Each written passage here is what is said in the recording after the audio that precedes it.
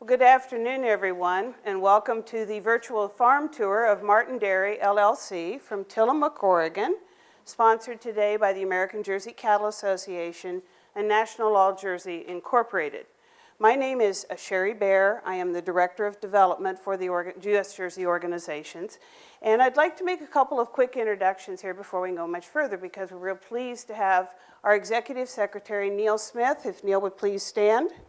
Our Director of Research and Genetic Program Development, Carrie Wolf, and she's going to be available for you to visit with not only here afterwards, but also in our booth going forward. I also think I saw our President, Chris Sorensen from Wisconsin, and Director Jerry Spielman, Finance Chair of the American Jersey Cattle Association from Kansas. If I've missed any of my other colleagues or our leadership, I apologize. Or raise your hand so I make yourself known to me. Okay. Couple of business keeping things, please. And this is the first one of them. Now, if you've been here before, you know the story, right? If this goes off, what's the donation to Jersey Youth Academy? $25. Sold. Okay.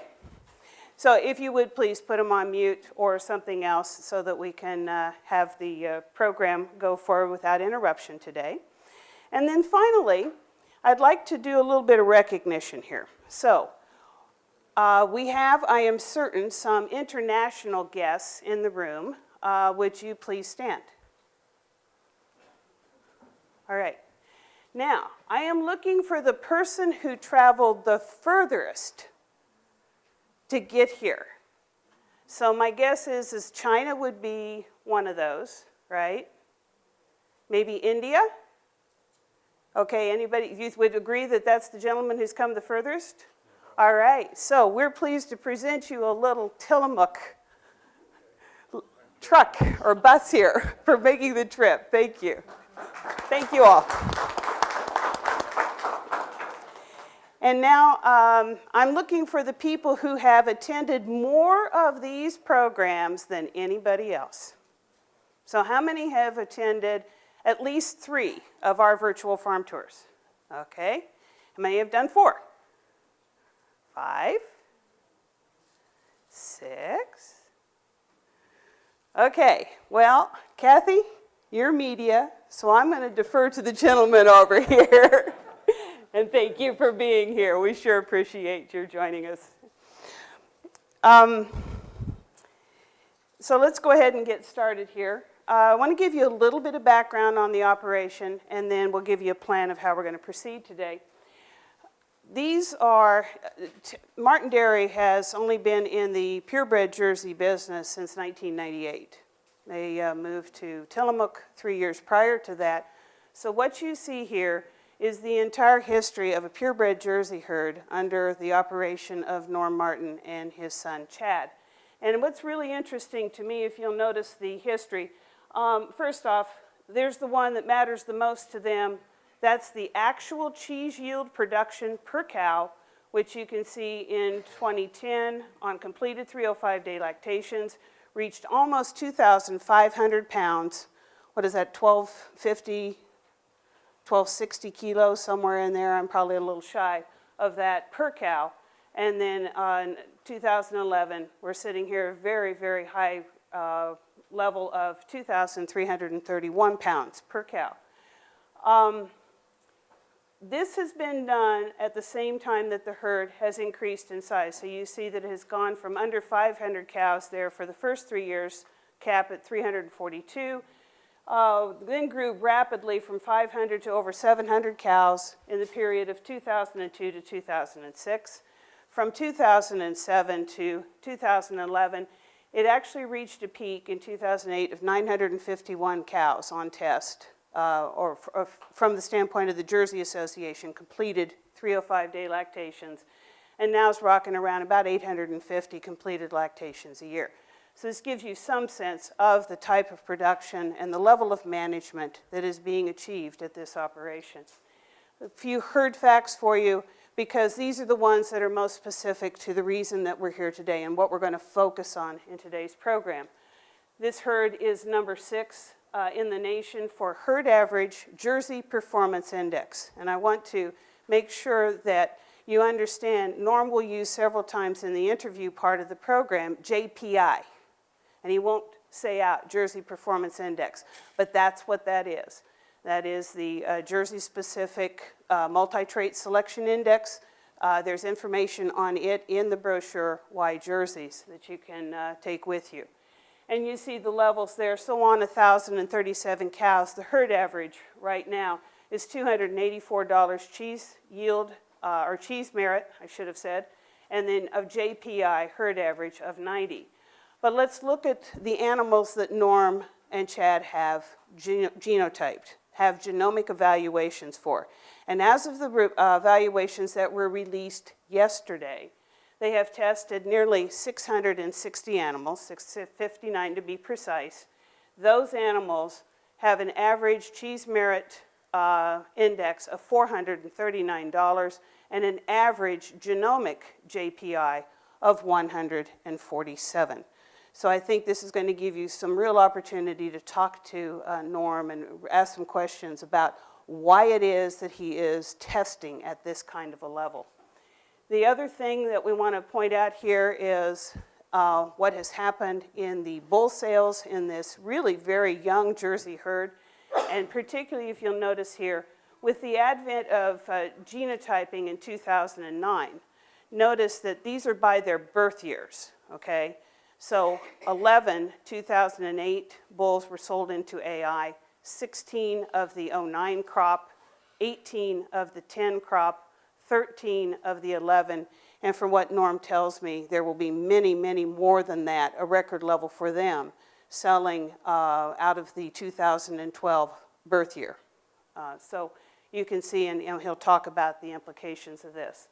So that gives you kind of a sense of where we're at here. One more thing that I find particularly compelling for me, I'd like to share with you.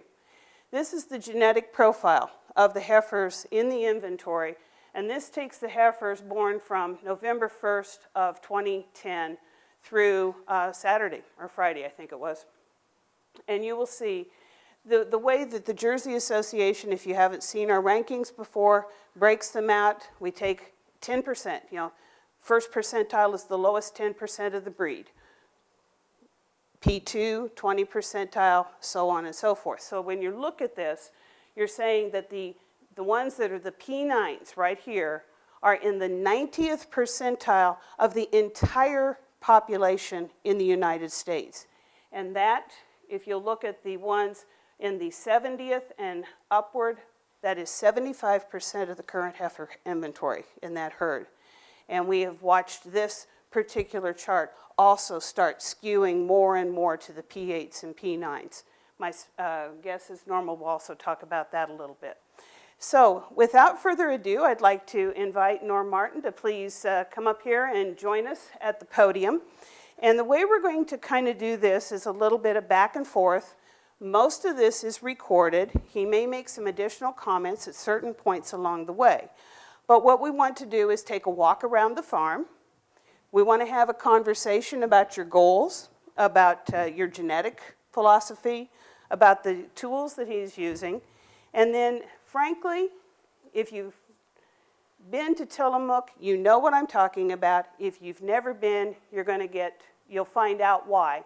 But you cannot go to Tillamook, Oregon, without going to the Tillamook County Creamery Cooperatives plant and the big retail center that they have.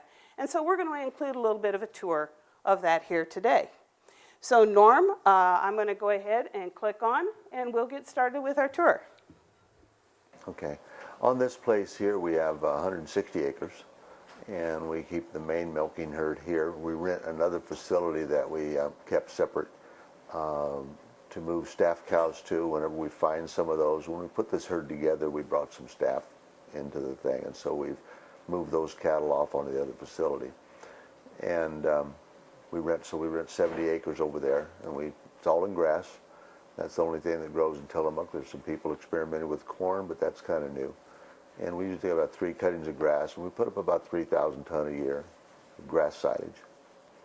And so that's the acreage here. We have a 32 cow rotary and free stalls for about 900 head here on this facility. We normally keep the dry cows in the wintertime over at the rental facility. There's room there. And then in the summer months, we pasture those here on grass. And we run them behind the choppers where they get the fence lines and those types of things. And then we always hold back a few pastures for the dry cows for the summer. And so we pasture them about 7 months out of the year, and the other 5 months are locked up, the dry cows. My son and I, we share, there's very little that one of us does that the other one doesn't know about. We talk about these things all the time. We have a crew of 5 milkers.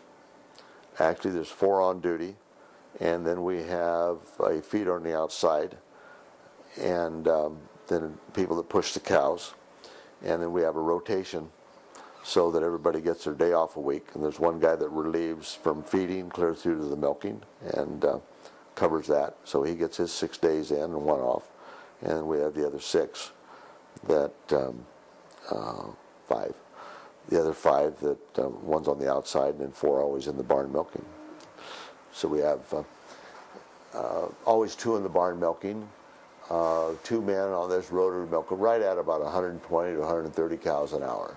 Is what they put through the rotary, 2 men. I took over from my dad and uncle, and Gwen and I and the kids ended up solo in 1975. July 1st of 1975 is when we were on our own. And of course that was Holsteins at that time. There's a picture on the wall right there that has Holsteins in the back room. That picture was taken in 1929. So then we looked at Tillamook. We had good friends that had moved up here, and we'd come visit them, and so we started looking around, and in 95, we dispersed the herd in California and bought this place up here in Tillamook. And we did a lease purchase on the one down there and the same thing here, so we'd have about a 3-year trial if we decided why we could go ahead and go back if we didn't like what we had. But we stayed. And so since 1995, we've been here in Tillamook. And it was a good move for us. It really was.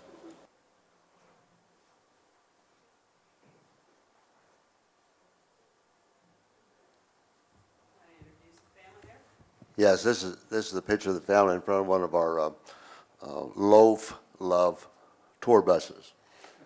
Starting from the left, Chad, my son, and his wife, Fran, and their 5 children going across: Taylor, Tess, Lee, Luke, and Taryn.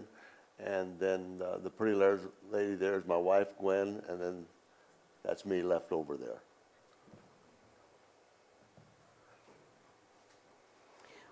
Tillamook, as we mentioned, is well-known for its quality cheese, and so we'll go take a tour of the Tillamook cheese plant now. I made the statement many times when I first moved here, and I still really believe that it's probably the greatest little co-op in the free world.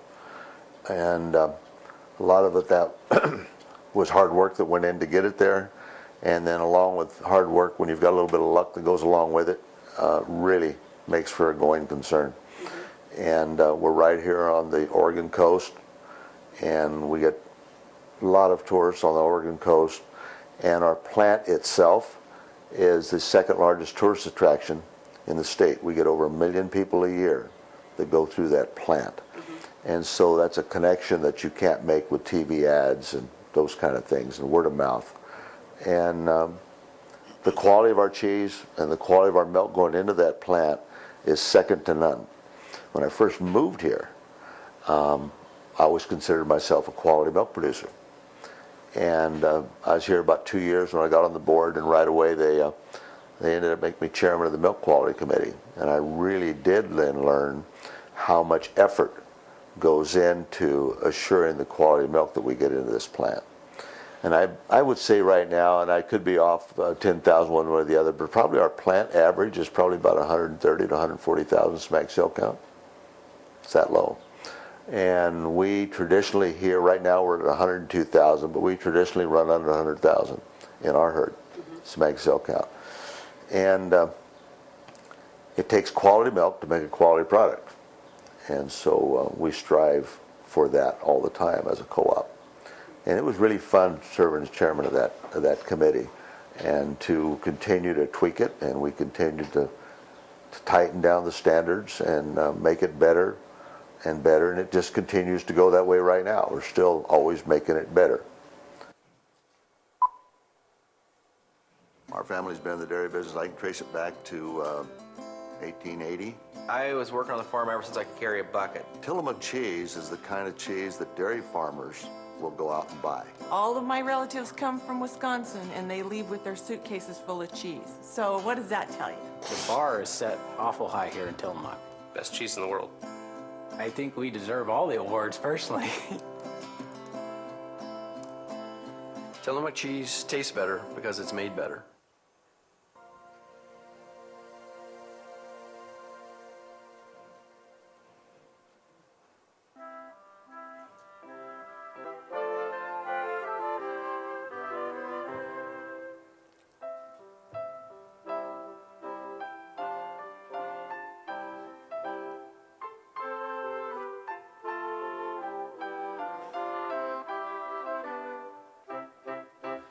When visiting Tillamook, this is what you get to watch. This was an individual who actually visited Tillamook and made this video. How Sherry got it, I don't know. YouTube.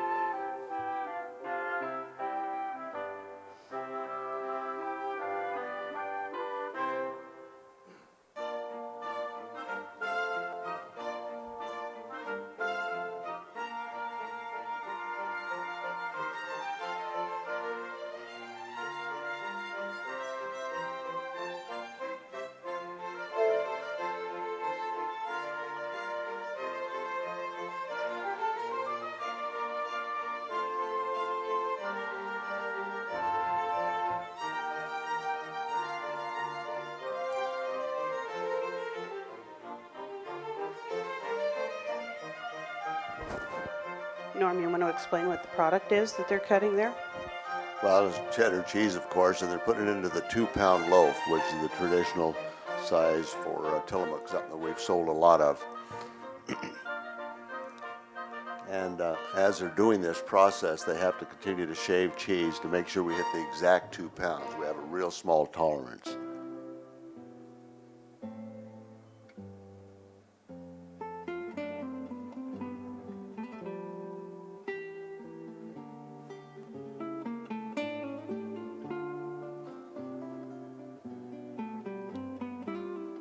And that goes on 24 hours a day, 7 days a week.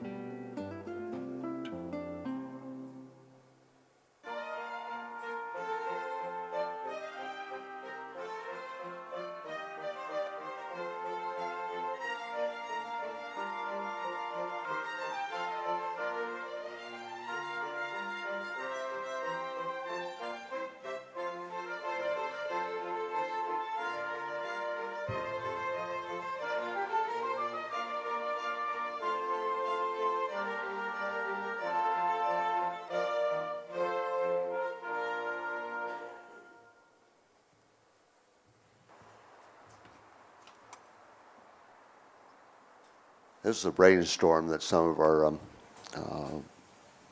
upper people came up with on making these loaf love buses out of old Volkswagen vans. It wasn't cheap. Each one of those is somewhere between $50,000 to $75,000. I think the guy kind of put it to us just a little bit, but that's how we got them. And on the tours, we run 3 buses on the tours, and we've actually have a total of 4 of them. And so there's always one on standby.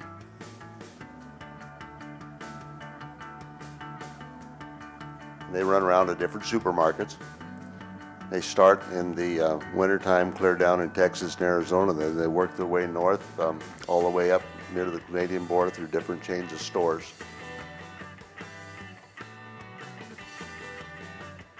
The buses draw a lot of attention from the people. Our granddaughters, 2 of our granddaughters actually worked on this process. They put on a new crew every year, and there's 2 on each bus. as they go to these stores.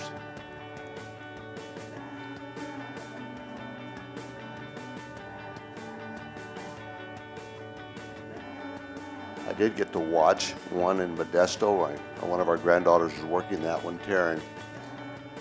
First of all, I called her and told her I was coming, and not to tell the other girl that I was coming so I could walk up there like a stranger and evaluate what they were doing. She said, well, Grandpa, you can't do that. It's Becky home, and she knows you as well as I do. Okay.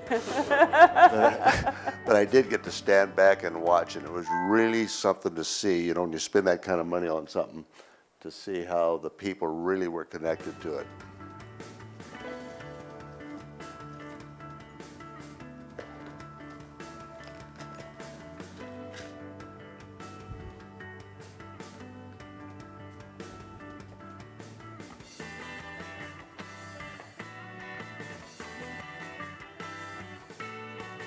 I'll have to tell you, those little cracker boxes you see rolling along, the people that drive them, my granddaughter told me she worked on them a little bit. About 30 miles an hour is about as fast as you want to go with that little short little box.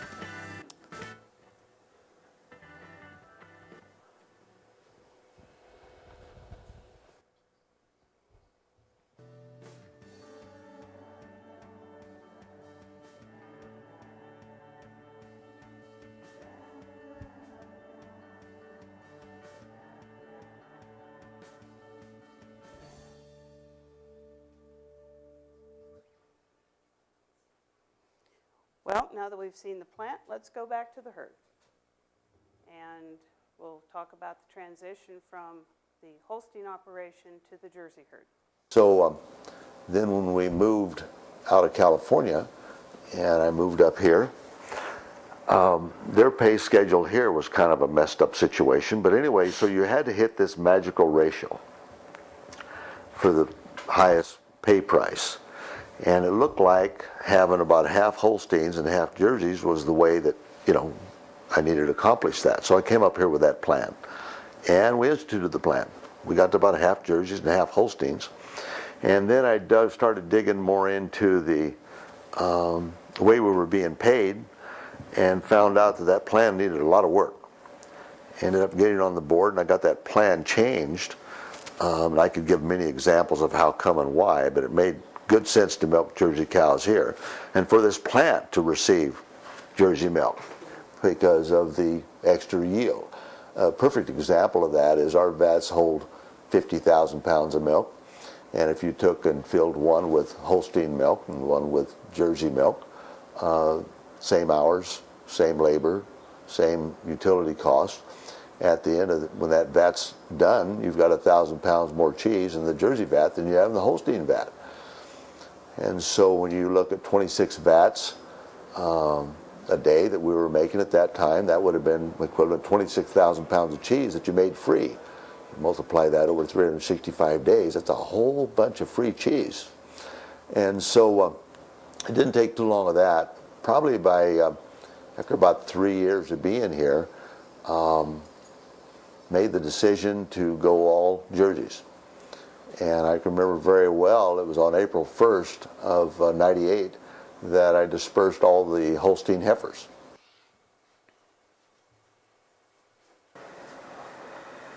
Want to build, and we did it with Holsteins, and we've been able to do it with the Jersey breed also.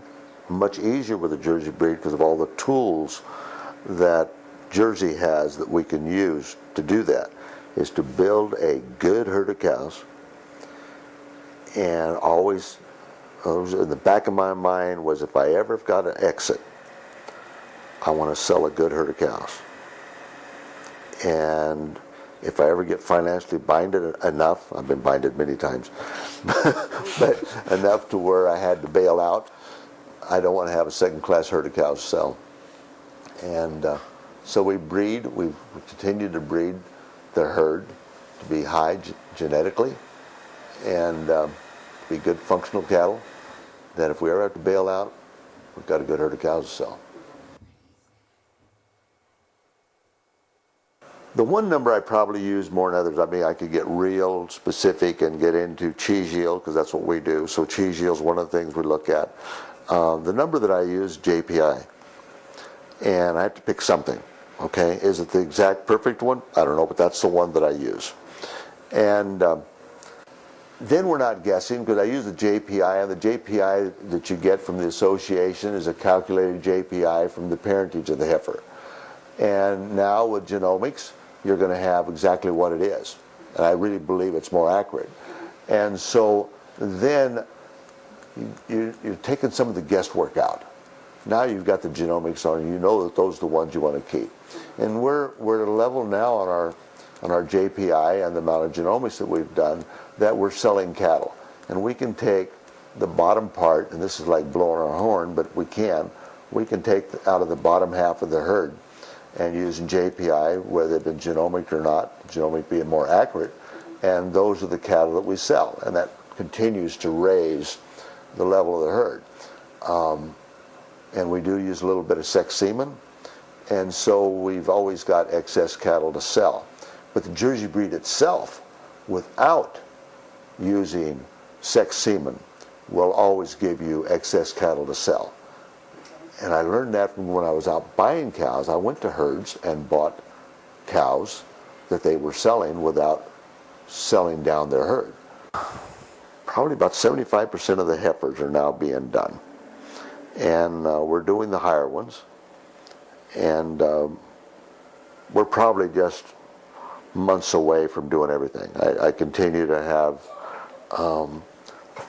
the lower ones that we weren't doing are now getting as high as the ones we were doing earlier when we first started. So we're real close to that.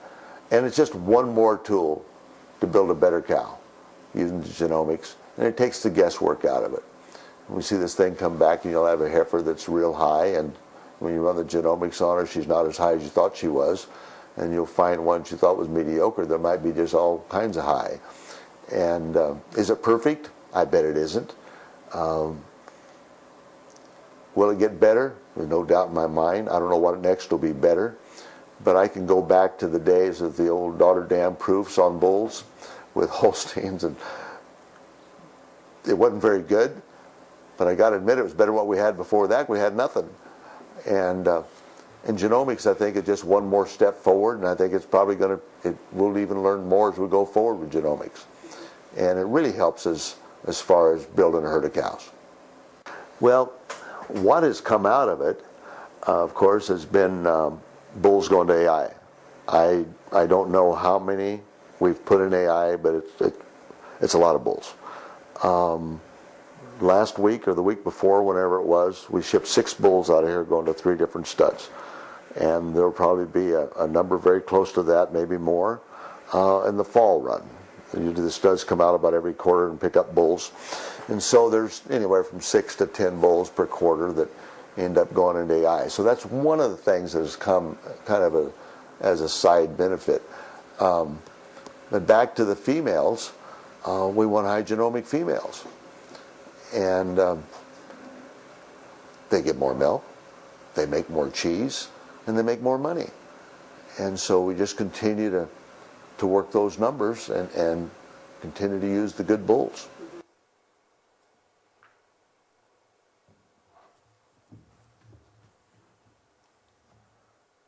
These are some of the cows that have given us daughters that have produced AI sons and dams of bulls that have gone into AI.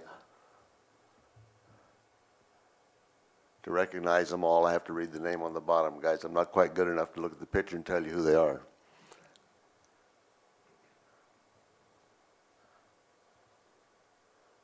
That's the one that we sold. Wouldn't be bad to have her back.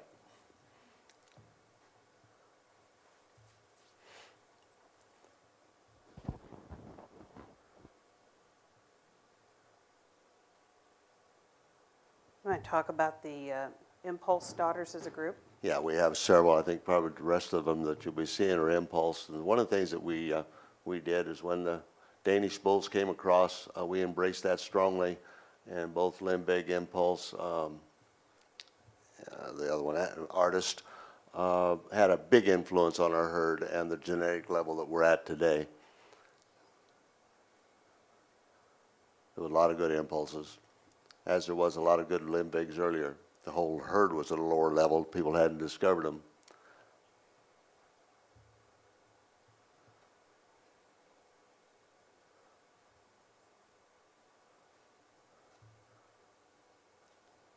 That cow gave us a lot of good calves.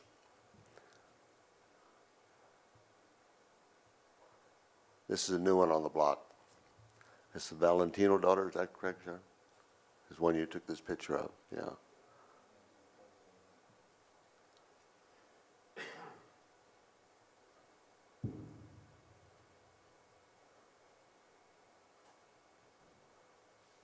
So now we'll go into discussion about Norm's use of information and also the mating program. The reason a lot of people look at our breeding cards, which I don't know if it's shown there on the camera or not, but it's quite an ordeal. But what made us hang on to that, when we first switched over, my daughter was at Cal Poly, and Dairy Comp went and you could take this class on Dairy Comp 305, and so she took the class and she had her computer, and she comes home with this computer in the summertime, and she sets it up in the office, and I start messing with it, and I get all the information entered on the computer, and all excited about this new stuff. Now I can make up a vet list in 30 seconds, where it used to take me an hour going through the cards, and wow, this was just great. And about the time I had everything loaded to the computer and just clicking along real well, and about 2-3 weeks into that, the computer went down and we lost everything. Lost it all. Kind of thing I you didn't don't give learn up in on the school. computer. Went back and reloaded. But I made up my mind right then, both Chad and I, these cards would never, ever leave. And they're still here. So why don't you take a card and kind of turn it towards and kind of explain what you do with this? Well, I'll try to pull out one that's really got lots of stickers on it. I think I can find it here. Here's a good one to look at. This is a high cow that has, I don't know how many sons she's put into AI, but she has put a few calves into AI. One I remember was, his name was Calhoun. But anyway, with these stickers, I'm able to keep track of what studs are set up for what breeding or what flush. And I'm not a very good bookkeeper, but so far I've been able to keep track of it fairly well. And so I utilize the cards for that. Besides, all the information that was ever on these cards is still there.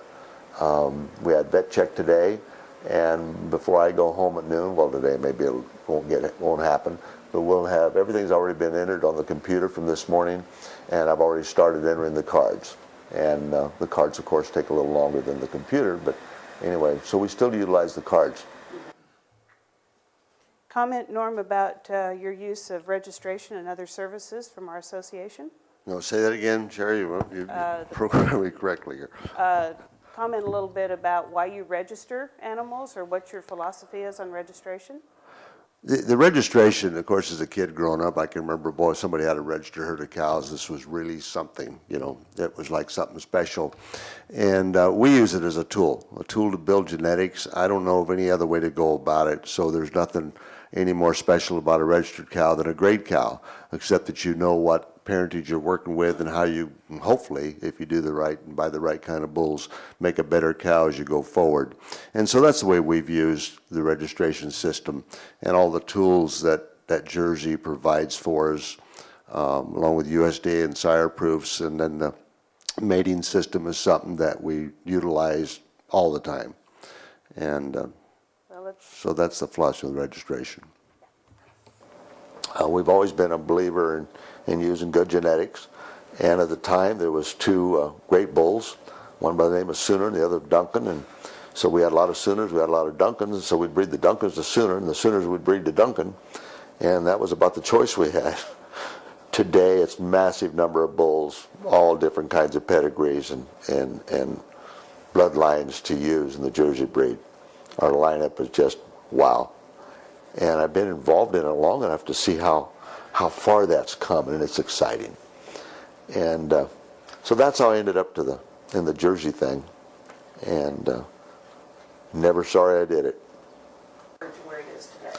The biggest thing that concerned me when I got into the Jersey breed, because we've been in Holsteins all our lives, and I could go back to the real old bulls in the Holstein breed, and I'm talking about Astronaut and Bootmaker and Pawnee Farm Arlinda Chief, and their sons and daughters as they went through the system many, many years. And when I got into the Jerseys, I was really handicapped because I didn't know the bloodlines. And so the first thing I utilized from Jersey was the mating service. I was extremely concerned about inbreeding and breeding the wrong bull to the wrong cow. And so I started using the mating service, and we still use it today. Well, first of all, I pick the bulls that I want to use. And every time a proof comes out, today we're using genomics, but before, when the proof came out, I would go through and decide the bulls I was going to use. And then I'd send that list of bulls back to Jersey, and they would mate our herd for us, both cows and heifers. And we started that right from the very beginning, from day one when we got our Jerseys, especially here. When we were in California, we didn't utilize the mating service because it was pretty simple. It was either Sooner or Duncan, and if you were lucky enough to find some top brass, well, that's who you used. But when we started here, we utilized the mating system right from the very beginning, right from the get-go. And we've been using it ever since. I'm a real firm believer in it. I really am. Okay, so you want to walk us through your example here? Yeah, I've made it more work for myself. We used to do a list with sex semen, and I would use sex semen only on heifers that were P7 and above. That got to be too many as we moved forward, and I think this last group, I did just the P9s, and I went back and did a few P8s and tried to get some sex semen. So we run a list of bulls that are available for sex semen. Used to use a list on the proven bulls and then young sires. And now I'm using a G bull report, and one of those reports has both proven and G bulls on it. And so when I get ready to start mating, I run a list of the bulls, run a list of the heifers that I've sent in, and then I'll take this report. And here you can see I've got 7 different selections. And the first place I go look is to Jersey, where they have the little gears up there. Now, according to Jersey, that'd be the bull to use. And then I take a look at the inbreeding is the other number I look at all the time. That was the main reason for doing it. And then I also look at the JPI, and after about 7 or 8 minutes on each one of those, I'll decide who I'm going to use. I wish I'd have brought the list with me so I could tell you exactly who I did use. But I'm going to guess on this heifer it was probably Critic P, right there. And the next choice would have probably been Renegade. He's now come out with a proof, and like many of our other genomic bulls, he's done very well. And so we're going to go back and hit on him again. So how long does it take you to go through this process after each run? I don't allow myself to do it all in one day because I get frustrated with it. But I'll probably spend a couple hours, an hour and a half maybe, and then come back the second day another hour and a half or 2 hours to complete them. And I don't try to rush it because we're developing that next generation, so I put some time into it. I do enjoy it, and when I start to get frustrated, I'm not enjoying it, I get up and leave and come back again. Do you run the cows? What's that, Sherry? Do you run the cows? Yes, we do. Okay. Yeah, but then Chad does those, and we don't run that list as often as we do the heifers. I do it every month, and the cows usually about every other month we'll run them. It's basically all the same bulls that we're using. Chad does all the mating on the cows, and then I do the mating on the heifers, but we pick the bulls. But Jersey will do it either way. They'll do it any way you want. They'll customize the program to fit your needs. So as we get towards the end here, we wanted to talk a little bit about some of the recent management changes that have been implemented in the herd that have increased production. And you see the 2-year-old group coming in. We're now milking our fresh cows up to 21 days, 4 times a day. So they come into the barn, they're the first stream milked in the morning, and it's about a 5-6 hour spread, 7 hours, depends on where that falls, and they get milked at the end again. And so we're milking those cows 4 times a day. And we've been at this since April, so we've got about 3.5 months now into this, almost 4. And it's worked out very well. And I've been warned by our nutritionist, 21 days, don't, you go to 22, try to make sure you get them out of there. And we move them in groups of 5 because of the vaccine that we use. It does 5 cows at a time. And so we move them in groups of 5. And then all the heifers and mature cows run together in that fresh cow pen. And then when they come out of that, the heifers go to a heifer pen, and the cows go to a mature cow pen, second lactation and over. And right now, we're probably pulling more milk than we ever have on twice a day. We're running 61, 62 pounds of milk. We may have even hit a few 63s. And we never did that before by just milking our fresh cows twice a day. But to build a good herd of cows, for a lot of reasons. Profit, of course, higher yield, cows that last longer, money, and to build a good herd of cows. And so this is what we've done. And here again, we use those tools from Jersey, from USDA, the sire proofs, and every time there's a new proof comes out or a new group of genomic bulls is what we're facing today. Things have changed, genetics are moving much quicker, and we're trying to stay right at the top of that curve the whole time. So now we have opportunity for question, and while we do this, we're going to let you take a look at the herd as it goes through the parlor. It's about 9 minutes and it'll loop. So if we can bring up the room lights and entertain questions from the audience, anywhere. Yes, sir. You say you milk your 2-year-olds 4 times a day. Why and what have you gained from that? Okay, we actually milk all fresh cows, regardless of lactation. We run the 2-year-olds or the younger heifers with the cows in that fresh pen up to 21 days. And the nutritionist is the one that got us started on it. He's had some other herds that have done that and had good results. And it kind of preps that cow to take off and go to milking a little stronger. And so I believe it has helped. The other neat thing about it is those heifers start coming to the barn 4 times a day rather than 2 times a day. They get used to it much quicker. So that's been the plus. This is not the first time we tried it. We tried it once and failed. And the nutritionist that I was working with was trying to compensate the ration that these cows would be working so much harder. They really don't. Your amount of milk at that point does not increase maybe but a pound or 2 per day. When you see them come through the barn and you see 10, 11 pounds, 12 pounds of milk on a fresh cow, that'll give you 24, and then it'll take you on up to 48 if you follow what I'm getting at. That there's not a whole lot of milk comes out of them. And so when he tried to feed them too much energy, we had cows that weren't doing real well.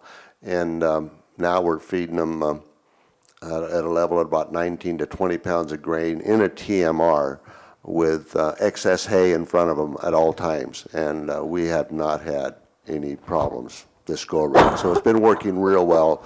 We started in April and now we're in October, so it's been working real well. I hope I answered your question. I rattle on sometimes. How many times do you feed each day, and how many different rations do you have for the whole herd? We have one ration. We only use one ration in the whole herd. Our average days in milk is only 150, so we don't have a group of strippers out there that we can't feed. And so we have one ration that we use.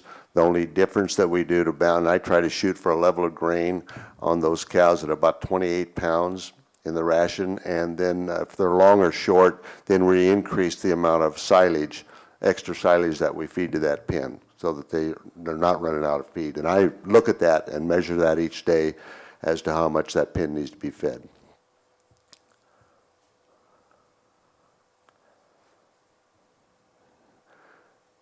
I like you guys. You're making it real easy for me. Here we go. What do you run for a preg rate? Preg rate. I wish I knew that exact number. I want to say it's almost 30, I think is what that's right. it's right, almost 30. And the herd was nominated this year for the reproduction seminar they have annually. And we will be attending that. Where we landed or how exactly we turned out, I'm not sure. But our reproduction, and Chad's the one that handles that part of it, does a real good job with it. We also incorporated heat detection system been almost a year now, I think December is when we put that in, and that has helped. But he did a real good job before that. Let me add a couple of statistics here from the July test sheets. The average calving interval right now is 12.6 months. The days at first breeding is averaging 66, 2.1 services per conception. Let's just add a couple other things, because Norm, you wanted to talk about this, I think, a little bit. There were 1,043 cows on test, and as he said, 153 days in milk. Energy-corrected milk average. Yeah, The rolling energy-corrected milk average at the present time is 23,683 pounds. Yeah.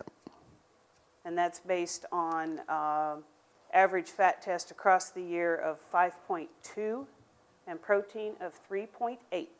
Yes. We breed for cheese yield, we breed for components, and our plant pays us for that.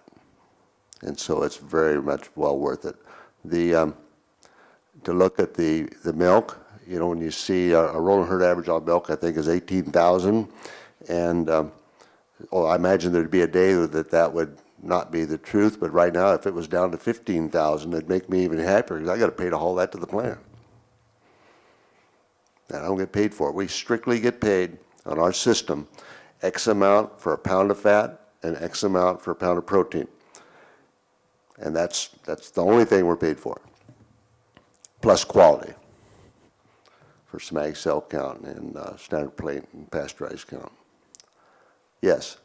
So with all the horror stories I hear across the country about the difficult times and the financial distress in the dairy industry, what are the biggest challenges you're facing this year? Feed cost is still a challenge for us, but it's How much of your feed is purchased versus how much you grow? everything except for the grass silage that we grow is all purchased. Our hay comes from Eastern Oregon, all of our grain, probably at about the same price as California pays. I was a little bit surprised of that when I first moved there, but it's because Portland is such a major port that those commodities do get close to us. Our feed costs are very much the same as everybody else. It's just that we get a little better premium for our milk. I believe, I could be off a little bit. The last paycheck would have been, I always have to stop and think about this, we're 60 days behind, would have been August. Probably July was around $24 to $25 a hundred. 24 to 25. And if that was off $1, then I just apologize for not being more informed. I did look at September, and it looks like we're going to hit 27 as the cheese market has come up. But I didn't see the final setting on that, and our CFO will post that each Friday as the market closes. And when he posts that, then he puts our premium, we get a $2 premium above the class 3 market, and then he puts in our cheese yield formula as to how we're paid in.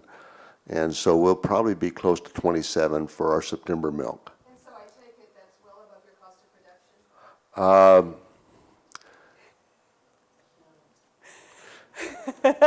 I wouldn't go that far. No, we're still, with feed costs the way they are now, it's just unbelievable. You know, I had a phone call yesterday. I got it here from one of the brokers I work with. He said, "Hey, I got a real good deal on high-fat canola." I said, "God, my God, how much is that?"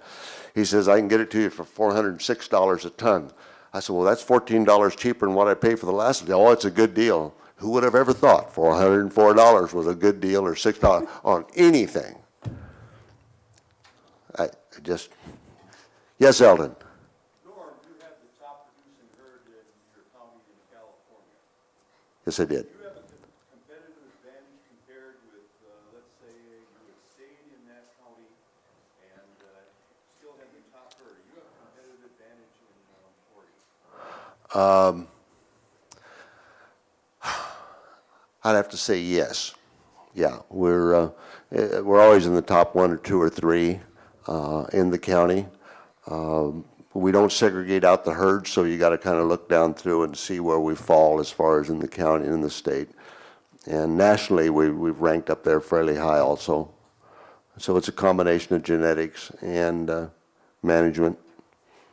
How about profitability in California with the Holstein herd versus your Jersey? No, the Jersey herd in Tillamook are more profitable. And it was one of the things that got to be frustrating in California was how the market fluctuated so much.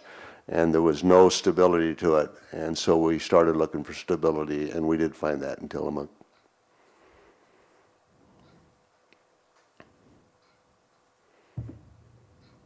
Yes. With a strong focus on looking for cheese yield, do you have issues with eating legs? We look at all those things.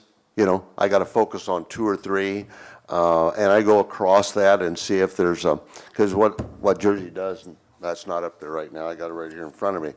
But anyway, it gives you on each mating what that mating will look like.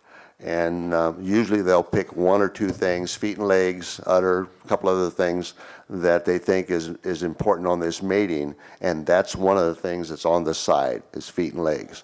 So if you see a minus to that, well, that's probably a bull you don't want to use the way you want to use him.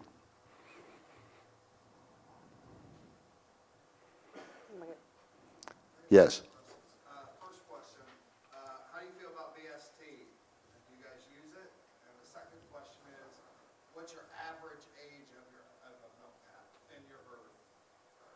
Say the average. I'll look that up. Sherry, I hope you got the average age. I won't be able to hit that one. And the other question was BST. Myself personally, I think it's a wonderful product. We used to use it in Tillamook, and about 5-6 years ago, we took it away from our members. We no longer use it because we were getting some slack, and because of our label and the reputation of our label, we just decided to take it away and not allow our dairymen to use it. Myself personally, I think it's a great product. Do you use it with the Holsteins or the Jersey herd? Or both? I used them with both. And did you find the results better with the Jerseys or the Holsteins? I'd have to say probably better with jerseys. They just seem to do everything better. They really do. Yeah. But they just do, you know. But you don't dock tails either, do you? No, we don't. Keep them short? What we do is just take the hair off. We cut as much hair off there as we possibly can, you know. But we don't, we did for a while, years back, and we quit doing it. When you start seeing people who think they know more about taking care of animals than we do, start raising their fuss, and they make an issue out of it. And then, so then they beat you without even swinging a punch, so you stop doing it. And I didn't like it anyway, to tell the honest truth. I really didn't, but especially in the rotary where it worked, because we're milking those cows from behind, and you've got that tail hanging down. But if we keep the hair off of it, and, you know, it works. Yes. I'm going to have to apologize on the average age, but you're more than welcome to come take a look at his sheets and see if you can find it. But it does bring up an interesting question, Norm. Last year, or your call rate ostensibly on this list is 51%. Yeah, but about 20% of that's cattle that we sold for dairy purposes. You want to talk more about that and how you market those animals? What we do is we go into, an example of that would have been the last group of cows, a full load, 45 head. And so the fellow I was selling them to, we was looking at them and said, well, they're coming out of the bottom part of the herd and so forth. So I went through and I looked up all their JPI, and the average of that group was 65. In Tillamook County, that would have made that and I'm using that because I knew where the numbers were on those, that would have made that the 3rd highest herd in Tillamook County with all the jerseys that we have there on the group of cows that we sold. And so we continue to sell off the bottom, but when those cattle go somewhere else, they're usually in the top half of the herd wherever they're going. Did I handle that right, Sherry? Yeah, that was it. Okay.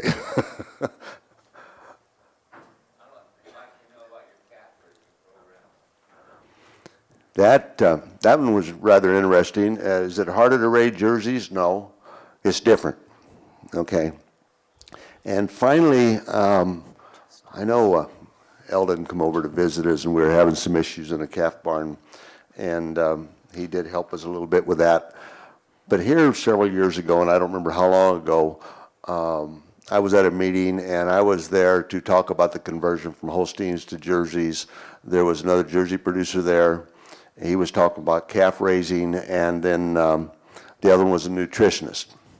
And so right away I was in over my head. But anyhow, the fellow for calf raising gave me an example, or gave the group an example of what he was doing, and and because they had a large operation, maybe milking 2,000 to 3,000 cows, and they would actually have their men go and tube a full gallon of colostrum into that newborn calf just within hours after it's born. And we all know, most people here know the size of a Jersey is pretty small. A full gallon, 2 bottles of milk into a newborn calf. It bothered me for a while. I just couldn't get myself to do that. So finally, after a couple, 3 months and digesting this, we finally adopted the idea. We just did a little bit different. We would, and we still do this today, we get the calf to drink all it will drink, and then we'll tube the rest of it and get that gallon into it. The other thing that we've done is we've gone to pasteurizing our hospital milk to feed the calves, but we also pasteurize our colostrum. And I know some people have said, well, when you pasteurize the colostrum, you're killing off some of the, you're killing a lot of good things. So I called the vet that designed this system, that actually made it and sells it, and he says, they're right, but the most important thing is you're killing all the bad guys. So you still got some good guys left. And after doing that, I'd have to say up to 30 days of age, our death loss is less than 1%. It's rare that we lose a calf at that stage. Later on, of course, you have to face other things. You'll have a pneumonia, you'll have other things for losing calves. But that's been the pasteurization and getting that full gallon of colostrum into that baby. We try to make that happen before it's 4 hours old. Works very well. Really worked well for us. One back. Yes. Norm, you've got a really good reproductive system going there. Are you using kind AI or pedometers, or what are you using for getting cows bred? Oh, as far as getting cows bred, the first thing we're using is a guy by the name of Chad. Okay, that's the first thing we've got.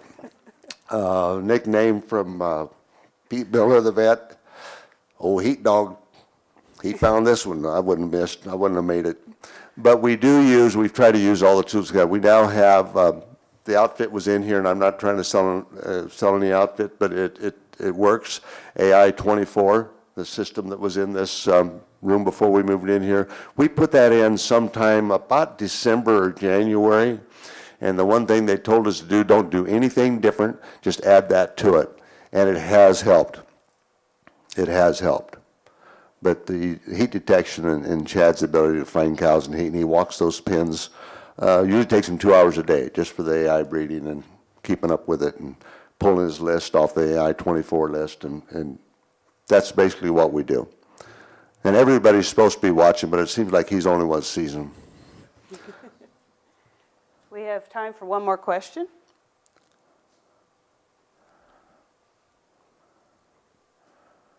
Here we go.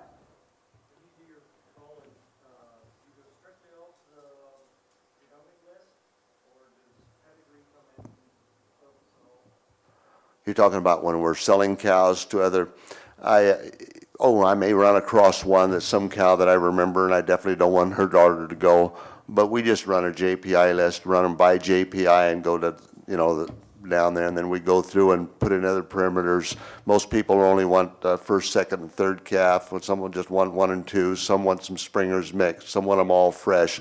So we try to tailor the load as to what they want. But the main driver is JPI. I have to pick a number somewhere. One thing that I just got it put on our computer now, is I now have energy corrected milk, or Dairy Comp 305 system, or Agritech, I should say.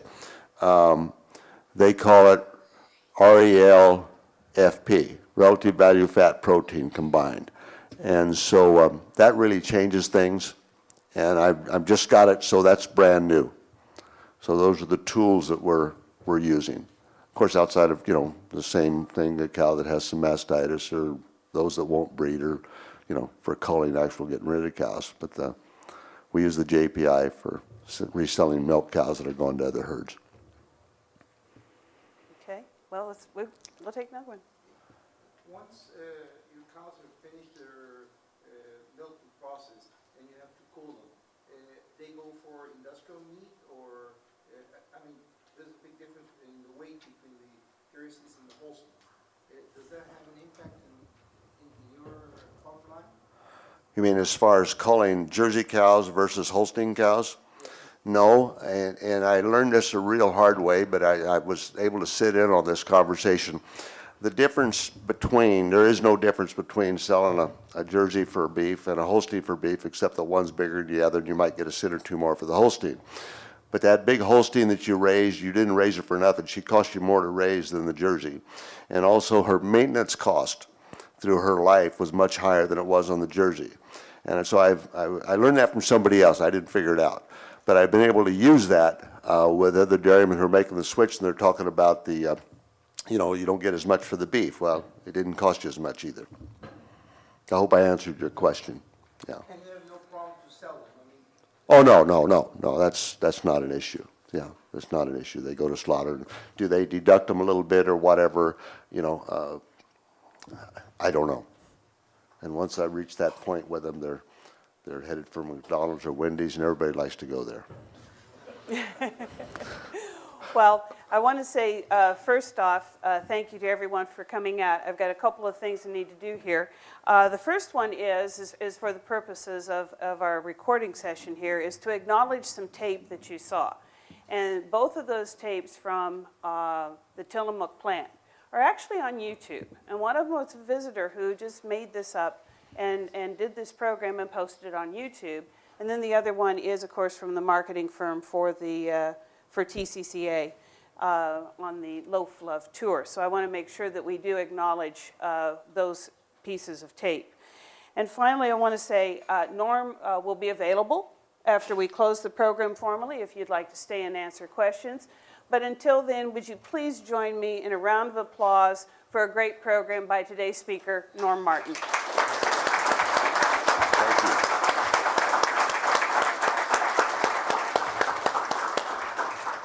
And being this is the political season, first thing I want to do is, Gwen, would you stand up, my wife?